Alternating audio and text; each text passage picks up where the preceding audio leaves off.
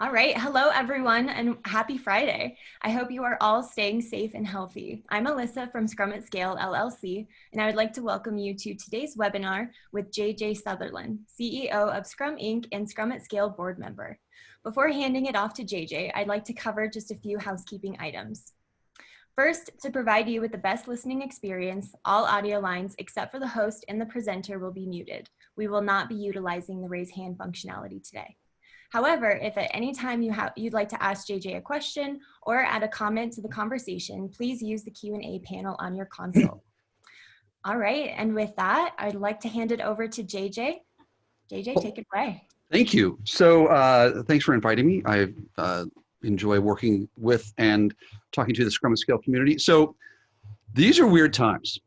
These are really weird times. And I was thinking about what Scrum and Scrum at Scale do and how they have been talking to people, obviously.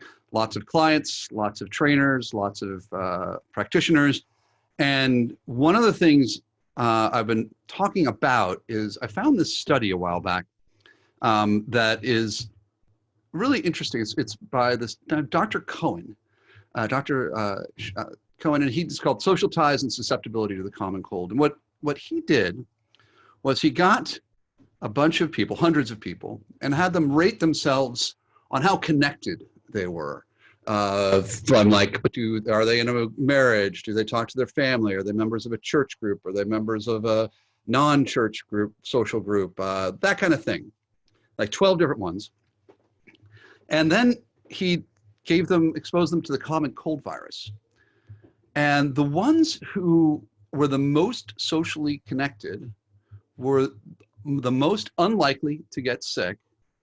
And if they did get sick, they weren't as sick as the people who were less connected, which I thought was really interesting.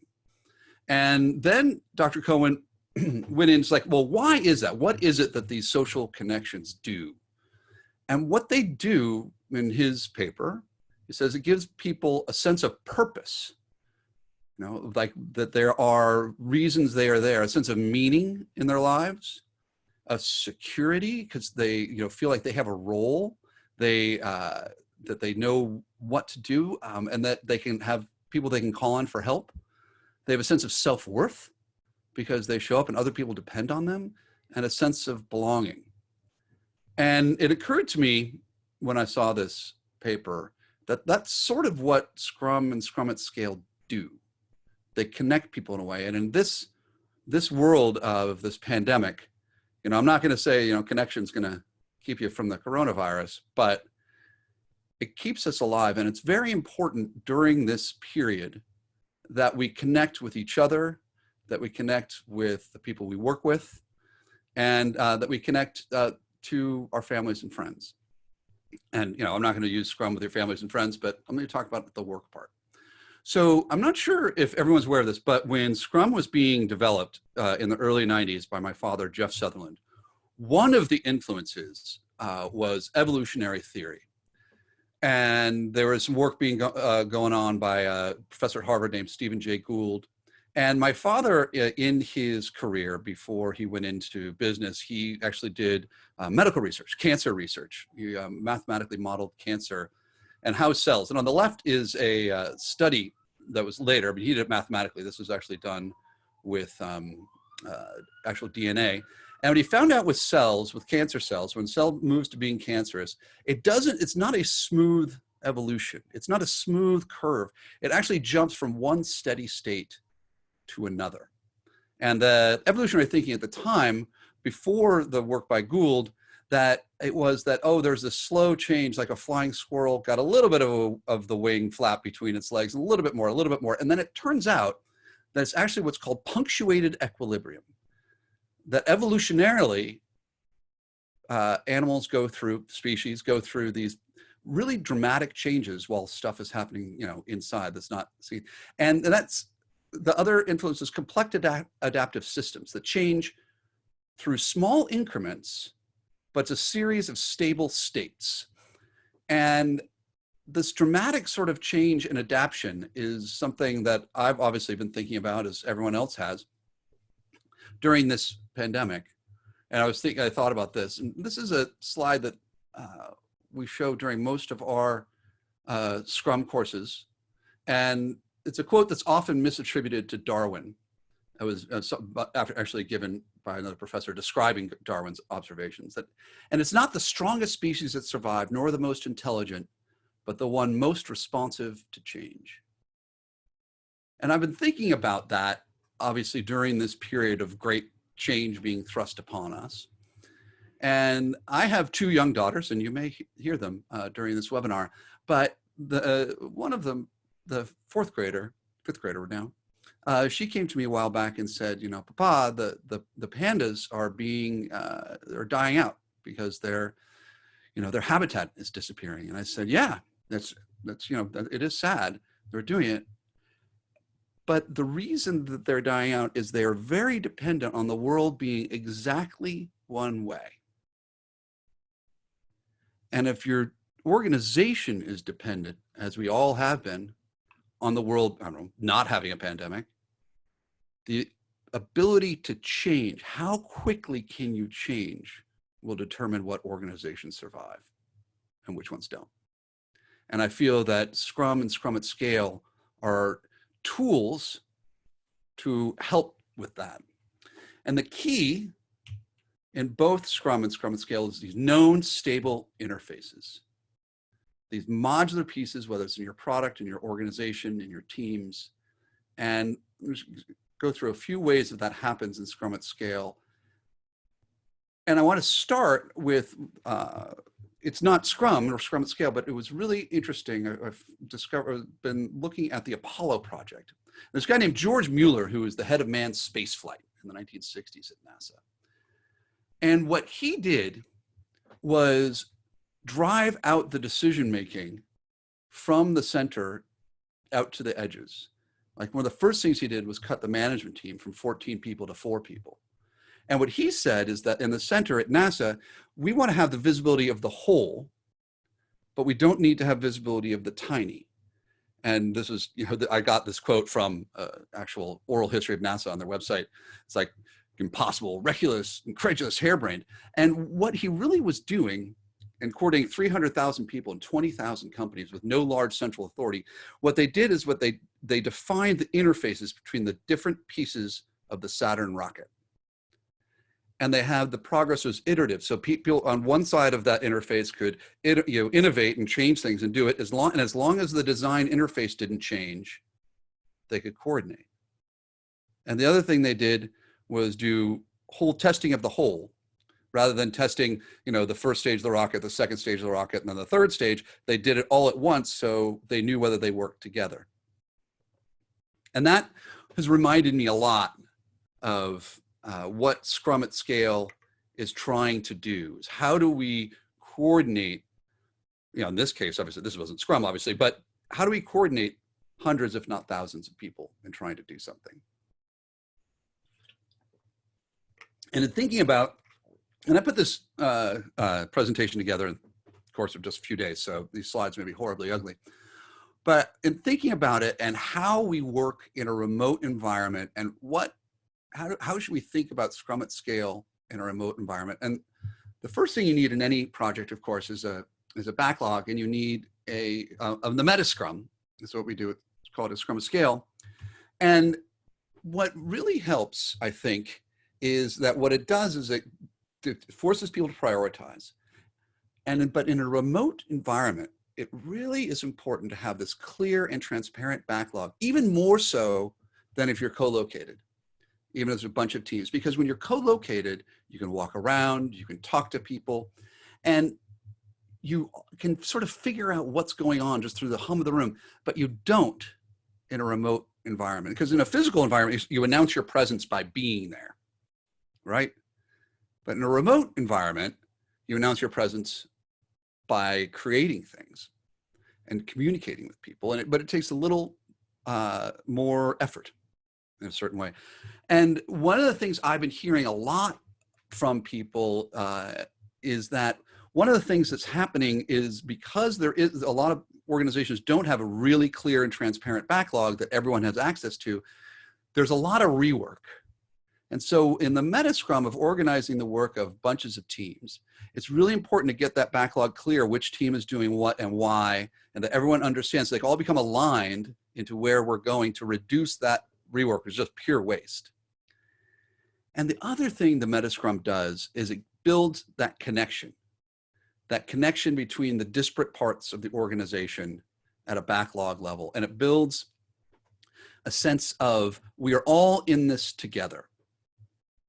And one of the things that I think is important for all of us to think about in this time is people can get atomized and lonely and alienated and feel completely isolated in this kind of thing. And it's important to connect with people and to connect with each other. And I do feel that Scrum at Scale and Scrum help that.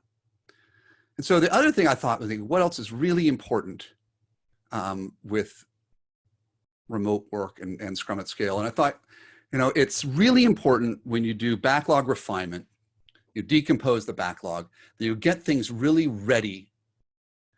Even more so, have a definition of ready that is completely clear and everyone knows it. And this is, Bill Wake's famous INVEST acronym.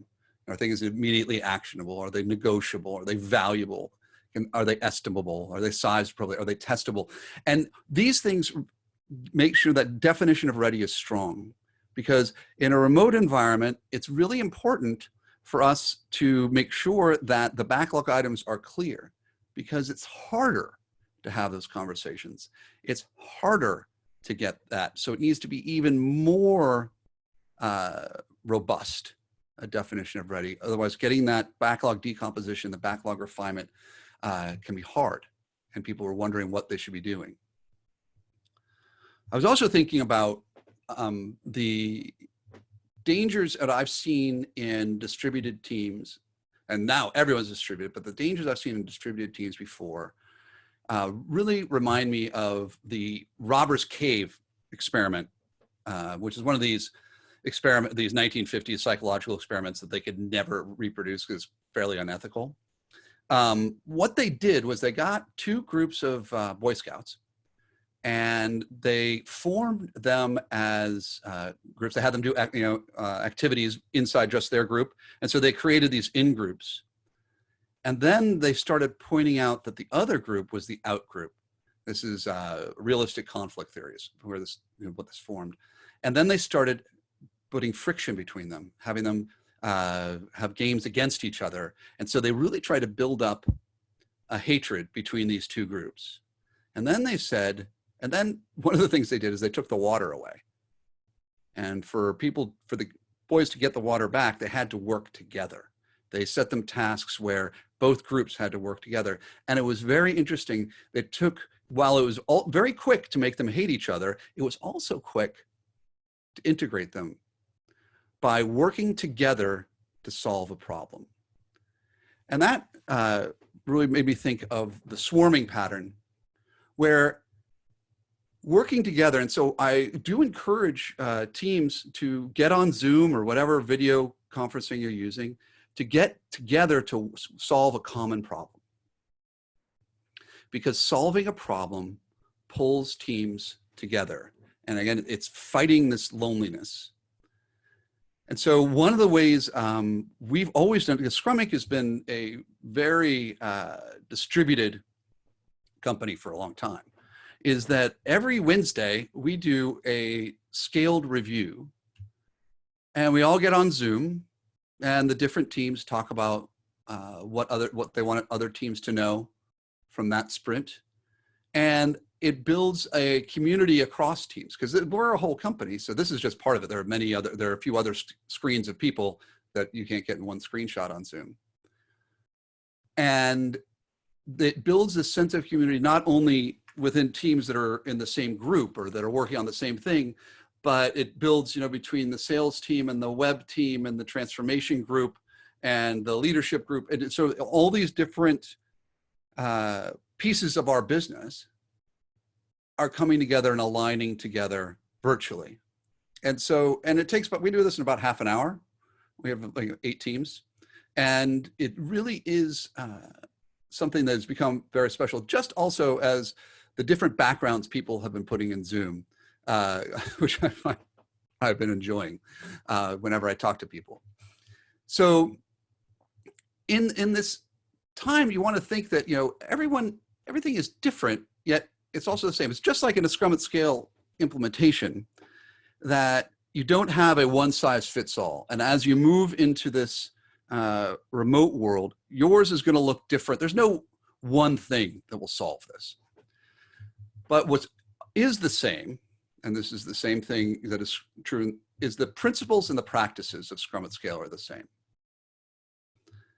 The talent and drive of your people, that's similar.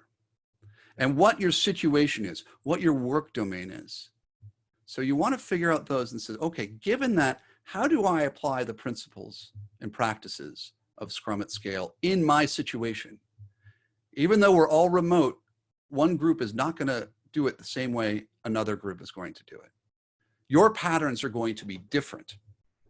And as you move through this and discover them, some things are going to work and some things won't. And I want to make sure that everyone thinks about is I'm a radical pragmatist. Do what works. Have the principles of what you're trying to accomplish and have practices that you use to try to accomplish them. But maybe those practices don't work anymore in the same way. Maybe you need to try something different. Maybe you need to iterate and experiment to try to do it. Now, one of the groups I'm working with is the Royal Navy in Britain. And I was working with them just before everything got shut down. And one of our transformation consultants, a guy named Alex Shive, he's working really closely with them. And he came up with this slide that talks about Admiral Nelson, who was one of the most famous figure in the history of the British Navy.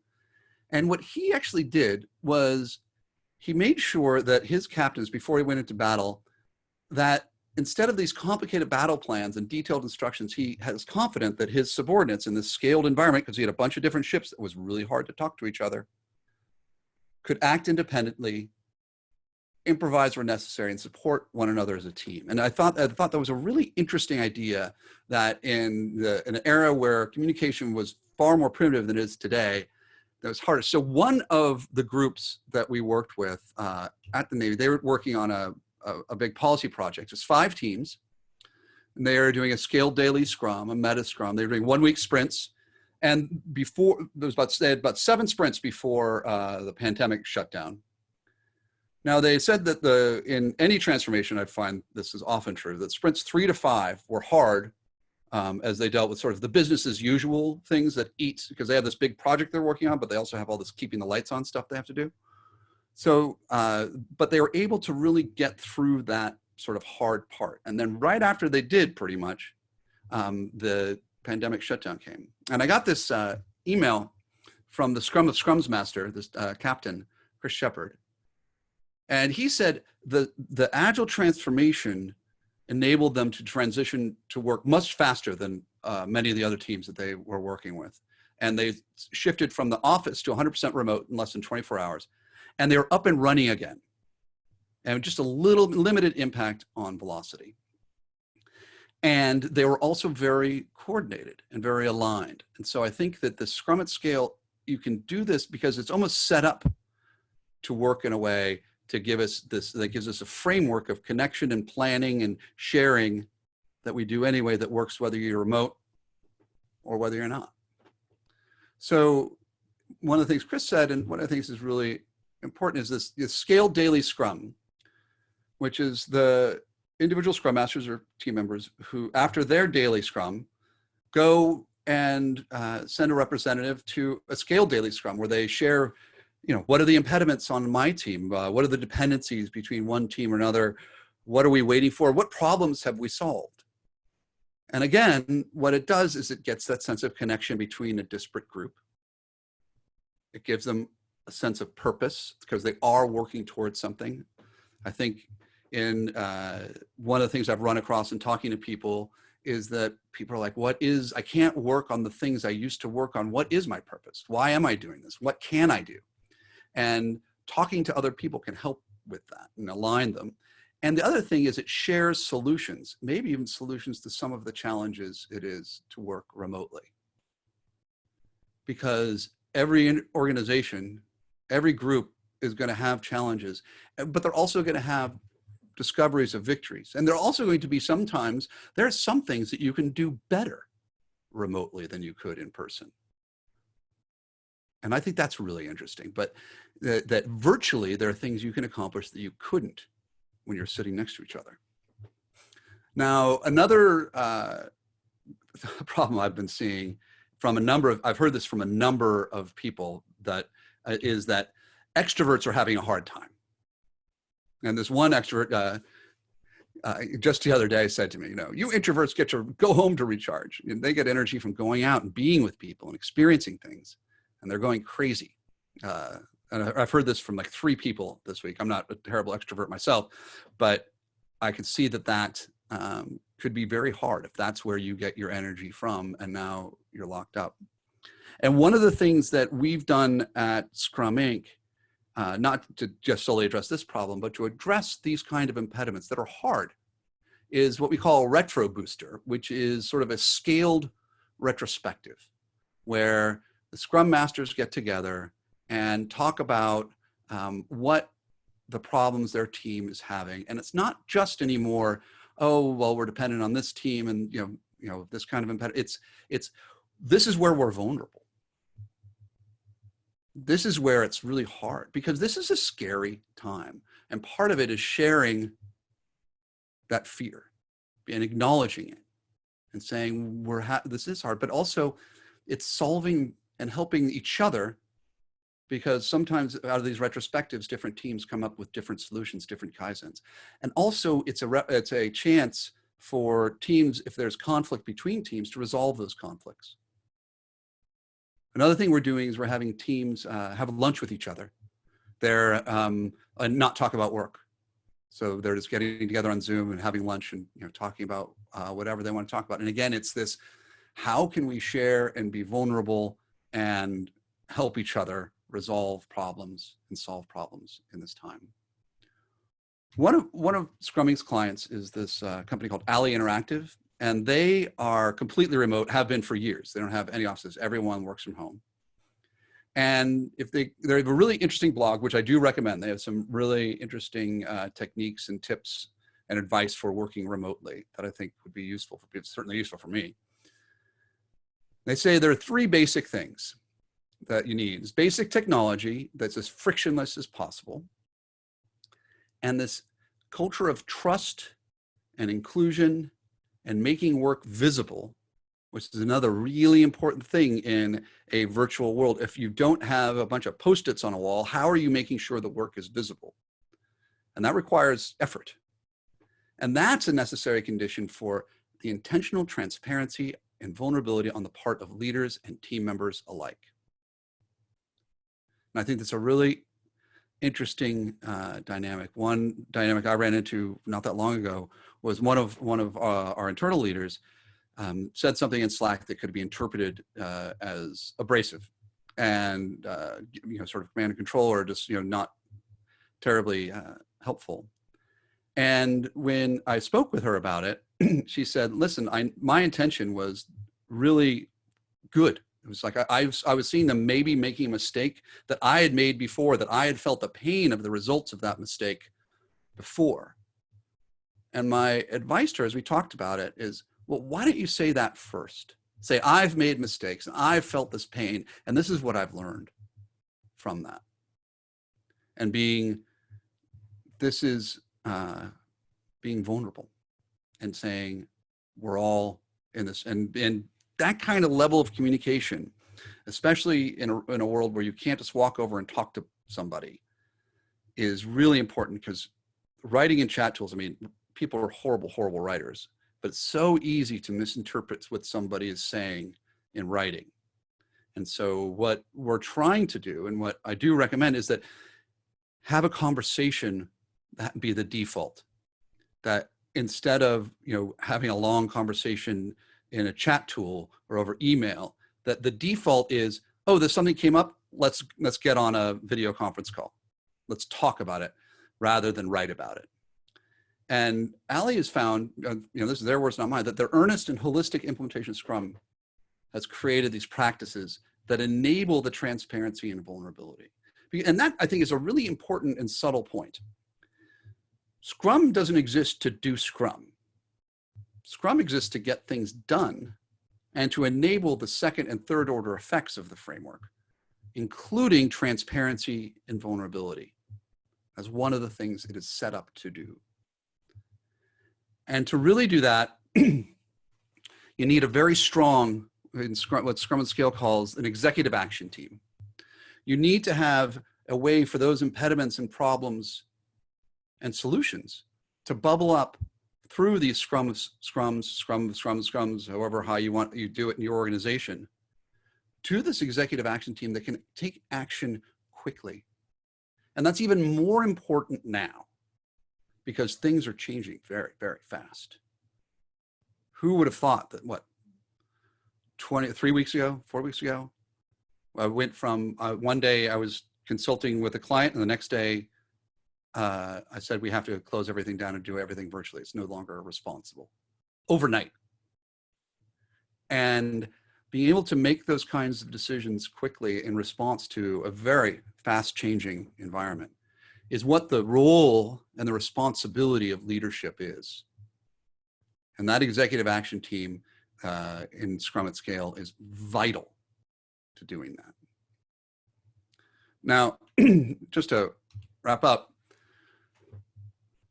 we've really seen the importance of the final value in the Agile Manifesto this past month or so. Respond to change over following a plan. And that is what I'm hoping that Scrum teams are able to do. I'm hoping everyone's able to do it, not just Scrum teams, because this great change has had huge impact on everyone, and it's global. And we don't know what's going to happen. There's no way to know, but what we can do is get our organization to be resilient. Instead of just recovery, we want to say this kind of adversity will make us stronger rather than weaker, because we want to be able to go through this and not just survive it, but to come out the other side better. One of the people I work with, and I cannot remember the person, said that he'd had somebody like, if you look back, imagine yourself looking back on this time and what you wish you would have done, what you wish you would have done differently, what you wish you had taken the opportunity to do. And so that's something I've been thinking about. And I don't know exactly what I think I would want to look back and say, but I do know that I want both Scrum at Scale and Scrum Inc. and all the practitioners and trainers and companies out there to survive and thrive and to come out of this stronger and to adjust quickly, to be able to adjust quickly to this rapidly changing world. And I think it's also going to bring it home, like, what are organizations for? What are companies for? And I don't think it's just profit. I mean, profit's great. Everyone loves that. But it's about building this community, about building this group of people. It's about working together to solve problems. It's about helping our customers solve problems and be better. And I think that is what I hope comes out of this. I mean, this is a horrible, horrible thing that is happening to the planet. But I hope in the midst of that horror, we can find some light. I remember speaking, this is probably 25, 30 years ago, when I was producing a radio show. We had this musical guest who was a blind man from doing a band from Detroit. And he brought with him this candle, which he gave to me. And on the candle, it had this quote from one of his songs, which is, "A little bit of light is better than no light at all." And I think that's something I've been thinking about a lot. Like, what is the little bit of light that we can find? And what I want you to take away from this webinar and from this thing is, don't wait to try to make the changes you need to make. Don't wait to resolve those impediments. Don't say, oh, well, once it gets back to normal. Oh, well, we'll do that, but once it gets back to normal, once this is over, because no one knows when this is going to be over. I certainly don't. And from listening to all the scientists and reading, I obsessively read coverage, as I'm sure many of you do. No one knows.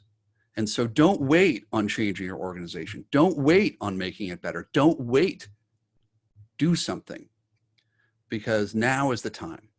Now is the time that you can make your own workplace stronger, that you can make your own company better. So that's something that I want to leave you with and really encourage you to do. And with that, that's what I prepared for today. So I'm happy to take any questions. All right. Thank you, JJ. I love that every one of your webinars ends with such an inspiration. I almost forgot that I had to pop back in here and ask you some questions from the panel. I do have a couple of questions that were submitted earlier, and I'd love to run through them because I think they're super applicable to everything that you just said. One of them is, my team is really struggling with swarming in a virtual setting. I hear from some of my team members that it's impossible to do over the computer. I don't want to force someone into something or force them into 8 hours worth of virtual calls, but how can I encourage it without being abrasive? Right. No one wants 8 hours of calls. Sometimes feel like that. So what we do at Scrum Inc. is we say, okay, well, we're going to set aside this hour and we're going to swarm on something then. And usually we get a collaborative tool like a Google Doc or Google Sheets or, whatever we're working on, and work on it together. And that's one way to do it. And I find that very effective. I think I get more done in those sessions than I do by myself. Another team here at Scrum Inc., what they do is they have an always on Zoom room. And you can pop in and out as you like. It's not expected or that you would be there all day. Oh, cool. But people will jump on and say, hey, can someone help me with this? And it depends on what you're doing, I suppose. But the collaborative tools, I mean, if you have access to the Google Suite, but I know Microsoft has a lot of collaborative tools as well in their Teams product. And I'm sure there are others that I'm completely unaware of. But see what tools are out there to help. And swarming, in my experience, can be done, and I've worked remotely for a long time, can be done over online. I suppose not if you're, I don't know, building jungle gyms or something, but. It's a bit of a different scenario, yes. Yeah. All right, we have a different one, and I love this one because it adds a little bit of optimism, but Robert asks, what changes do you see when Scrum teams return to the office, given social distancing guidelines? How should we adapt ceremonies, co-location guidelines, etc.? Yeah, I don't know. I have no idea. I mean, things will be different. I don't know what the right way to do it is. And I don't want to say, oh, do this because that'll be safe in this new world. I would think about it. I've been thinking about when will I feel safe getting on an airplane and going, to a client and teaching a class, a Scrum Scale class to 40 or 50 people. I don't know the answer to that. I was talking with my leadership team yesterday and saying, well, we need to come up with an answer to this question, or at least something. And I think that everybody in the world is kind of saying that. Absolutely. I just don't know the answer. Absolutely. It's a very uncertain future. Definitely. I have an additional one. What is your advice to a new Scrum Master who is just starting in this position in this very trying time? What are the most important pieces of advice you can give? I'm not sure if the most important, but get to know your team. Get to know them both as a group and as individuals. Mm-hmm. That's the same advice I give any Scrum Master. Really make sure that they are raising impediments that are getting in their way, and see what creative ways you can do to solve them. And so one of our consultants, this guy, McCall Baggett, who I think he's just a genius, but he's like the best sort of Scrum Master whisperer I've ever seen.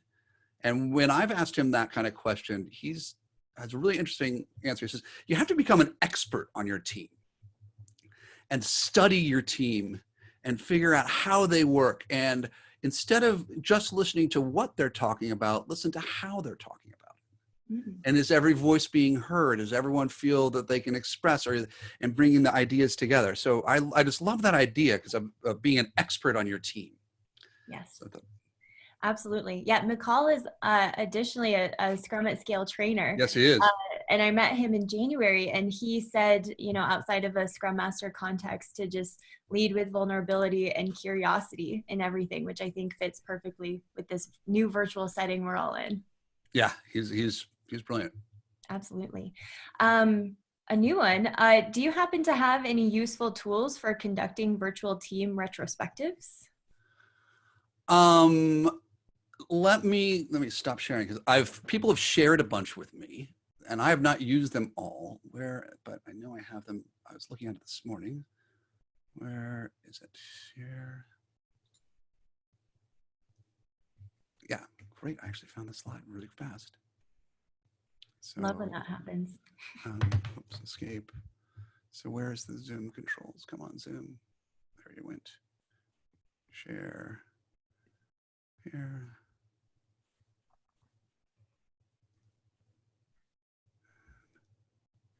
So these are free tools. The only one I've used personally is Fun Retro, which sort of allows you to put in what you think in different columns, like, plus, minus, delta, or, what made you happy, what made you sad, what made you angry, that kind of stuff. My Scrum Master uses that one pretty frequently. And these are the other ones that I've been told about that are good. Scrum Masters have told me that those are good ones. I have not used them myself, but that's what I've heard about. So awesome. Check them out. Definitely a few recognizable tools on there. We recently had, some training with the Scrum at Scale training community and went over some tools like the Nareva board, the Nareva span board in Miro. You have to be a little creative in those, but they definitely get it done. Yeah, we use the Nareva board a lot. That's what my team uses for their backlog.